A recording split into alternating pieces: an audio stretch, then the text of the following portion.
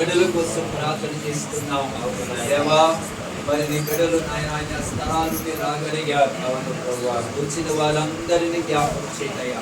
వారి కుడి చేతులు వారి స్థలాల మీద ఉంచారు. ఆ కుడి హస్తాలు నీ నామములో బలపరచబడునుగా. హస్తములోని శక్తి విడుదలవునుగా. కాలు నుండి నడినెత్తి వరకు శరీర భాగంలో పనిచేస్తున్న ప్రతి వ్యాధులు తొలగిపోవునుగా.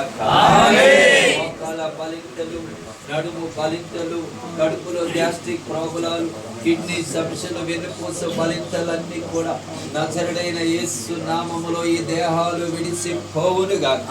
విశ్వాస సాహిత్యమైన ప్రార్థన రోగిని స్వస్థపరచున్నావు. ఈ రాత్రి విశ్వాసముతో నీ బిడ్డల కోసం ప్రార్థిస్తున్నావు. ఈ నామములో స్వస్థత జరుగునుగా.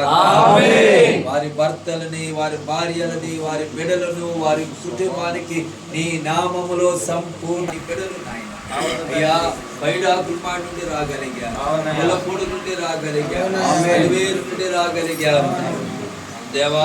వచ్చినటువంటి కాంబారం నుండి రాగలిగారు అయ్యా. ఇదిగో నీ దాసులు బండారుగుడి నుండి రాగలిగారు. వచ్చిన వారందరూ కూడా పనిలో పాలి భాగస్తులు పొందారు. పనివాడు జీతానికి